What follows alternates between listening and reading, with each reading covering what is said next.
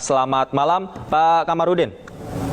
Selamat malam, Pak. Selamat malam pemirsa Anies TV dimanapun mereka berada. Baik, terima kasih. Pak Kamarudin, hasil otopsi ulang sudah keluar dan menyatakan bahwa tidak ada penganiayaan, luka full dari luka tembak. Tanggapan Anda? Pertama, saya mau katakan itu tidak benar. Karena berdasarkan bukti-bukti elektronik yang ada sama kami, dikuatkan oleh pengamatan dokter dan ahli medis yang kami kirimkan mewakili kami ke ruang otopsi, mereka menemukan dan mencatat banyaknya luka-luka diduga hasil penganiayaan yang bukan disebabkan oleh peluru. Yang berikutnya ada keterangan tersangka yang menyatakan bahwa dianiaya dulu dengan cara dijambak-jambak dulu kepalanya atau rambutnya baru ditembak gitu. Jadi tersangka sendiri mengatakan mereka melakukan penganiayaan. Jadi bagaimana ini dokter forensik kita ini kalau mengatakan tidak ada penganiayaan gitu loh. Jadi saya hanya bisa katakan bahwa kita ini bekerja untuk Tuhan atau bekerja seperti untuk Tuhan.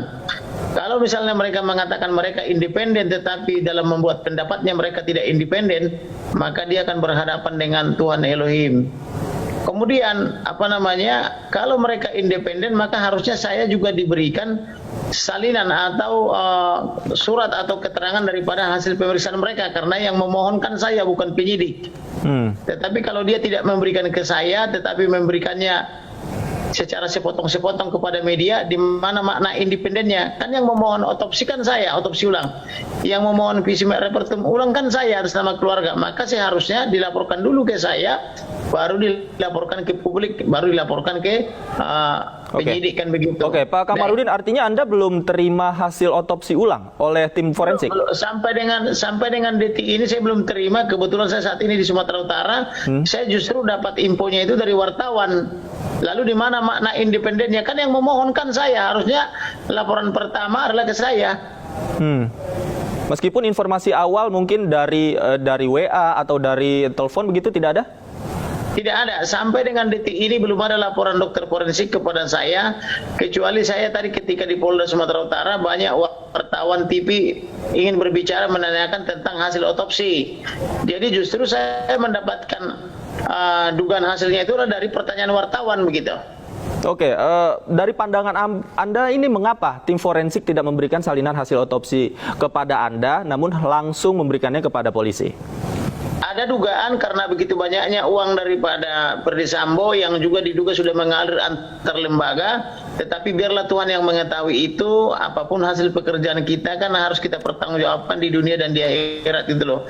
Kalau mereka sudah bekerja benar, saya yakin mereka akan selamat. Tapi kalau mereka kerja tidak benar atau membuat suatu pekerjaan yang katakanlah menipu misalnya masyarakat, dia akan berhadapan dengan Elohim begitu.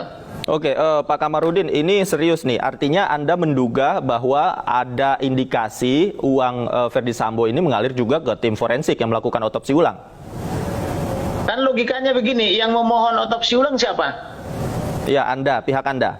Kan saya yang memohon kepada Presiden, memohon ke DPR, memohon ke Panglima, memohon ke Pak Kapolri, Wakapolri, Kabar Eskrim, Irwasum, Dirtipidum, sama Karwasidik. Loh, kenapa mereka melaporkannya ke wartawan? Oke. Harusnya kan saya juga diberi salinan dong laporannya. Iya, Yang kedua, ketika saya mohon otopsi kan saya sudah siapkan uangnya, berapa ratus juta mereka mau kan itu sudah saya siapkan. Kenapa mereka tidak mau menerima uang saya, tetapi memilih menerima uang polisi kan gitu? Anda sebelumnya sudah siapkan uang untuk itu? Sudah saya tempatkan sekitar 300 juta di dalam satu rekening, tetapi ketika saya mau membayar mereka menolak uang saya. Nah, di situ saya sudah heran, kenapa orang ini tidak mau saya bayar. Alasannya apa ketika itu?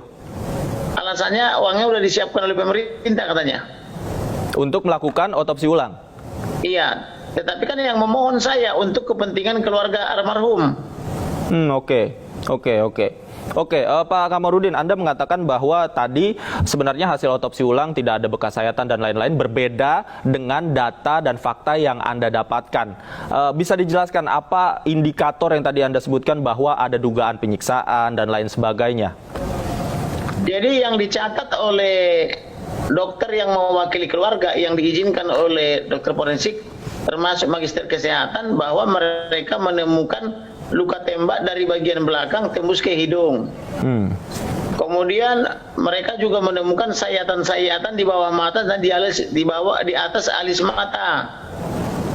Dokter yang mewakili kami juga menemukan bahwa ada luka tembak dari bawah leher tembus ke bibir bawah sebelah kiri.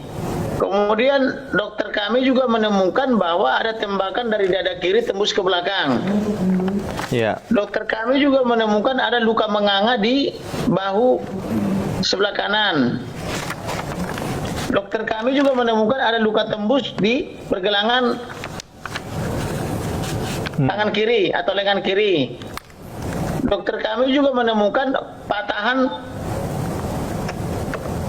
tangan kiri. Dokter kami juga menemukan beberapa patahan jari kelingking dan jari manis. Bahkan ada luka terbuka di jari manis. Kemudian dokter kami juga menemukan ada rembesan darah di kaki kiri, di lipatan kaki kiri, di lipatan dengkul itu loh. Dokter kami juga menemukan luka terbuka di pergelangan kaki kiri. Dokter kami juga menemukan kaki kanan tidak lurus lagi. Ini kan harus ada penjelasan ilmiah. Dokter kami juga menemukan bahwa ada kehilangan organ tubuh yaitu pankreas, kemudian kantong kemih dan empedu. Kemudian dokter kami juga menemukan bahwa otak tidak lagi ada di dalam kepala tapi sudah dibungkus dalam plastik di dalam dada. Kemudian dokter kami juga menemukan lebam-lebam di kanan di dada kiri maupun di dada kanan, kan begitu. Itulah antara lain. Jadi kenapa dibilang tidak ada penganiayaan sedangkan pelaku saja mengakui menganiaya, kan begitu. Oke. Pak Kamarudin, dari yang Anda gambarkan ini, apakah dokternya ini masih amatiran atau memang tidak profesional, kan begitu. Kenapa kok tersangka mengakui melakukan penganiayaan tetapi dokter ini tidak menemukan penganiayaan? Patut dicurigai dong, kan gitu ya. Tetapi apapun itu hasilnya, kita tidak selamanya bisa mengawasi mereka, biarlah dia berurusan dengan Maha Pencipta, kan gitu. Oke, dari yang Anda katakan tadi ada banyak sekali luka sebenarnya yang ada di tubuh almarhum jenazah Brigadir Joshua. Sementara tim forensik tadi mengatakan hanya ada 5 luka tembak. Ini jauh sekali berbeda, Pak Kamarudin. Nah, makanya berdasarkan keterangan Karopenmas waktu itu bahwa almarhum menembak 7 kali tidak ada yang kena, sedangkan Baradae menembak 5 kali kena 4 kali. Nah, sekarang keterangan dokter forensik ini bahwa ditemukan 5 tembakan masuk, 4 tembakan keluar, berarti jadi 5 peluru yang kena toh? Iya. Itu berbeda dengan keterangan yang pertama, keterangan Karopenmas. Nah, kemudian luka-luka lain masih banyak karena harus ada penjelasan. Apakah betul peluru bisa mematahkan jari-jari, bisa mematahkan tangan? Apakah peluru bisa membuat rembesan darah di lipatan kaki kiri? Apakah peluru bisa mengakibatkan luka menganga di pergelangan kaki kiri padahal dia pakai sepatu, pakai kaos kaki dan pakai celana panjang? Kan harus ada penjelasan yang saintifik, kan begitu, yang ilmiah.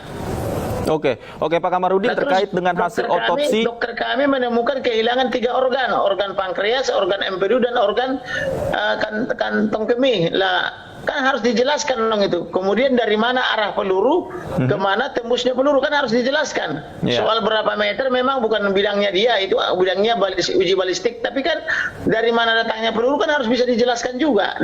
Dan tubuh atau organ-organ mana saja yang terkena peluru kan harus dijelaskan dong. Oke, Pak Kamarudin, tapi bukankah tim forensik juga memiliki mungkin kode etik atau batasan-batasan tertentu untuk tidak mengungkapkan hasil otopsi ulang ini? Tanggapan Anda seperti apa? Kenapa diungkapkan? Kalau begitu kenapa diungkapkan tadi ke media? Kalau memang ada kode etik yang melarang, bukankah undang-undang konstitusi mengatakan buka, undang-undang transparansi informasi publik mengatakan buka, amanat presiden mengatakan buka, jangan ditutupi? Loh, kenapa dia masih mendasarkannya kepada kode etik? Memang kode etik itu di mana dia? Itu kan jauh di bawah undang-undang, di bawah konstitusi. Oke, tadi Anda katakan hasil otopsi ulang tidak diberikan kepada Anda. Apakah ada upaya yang mungkin Anda akan lakukan untuk mendapatkan hasil secara detail dari otopsi ulang? Sudah 2 hari lalu itu ada asisten daripada dokter forensik mampir ke kantor mengantarkan berdasarkan apa yang kami sepakati di hotel ketika di Jambi sebelum dilakukan ekshumasi. Saya tanyakan mana hasilnya.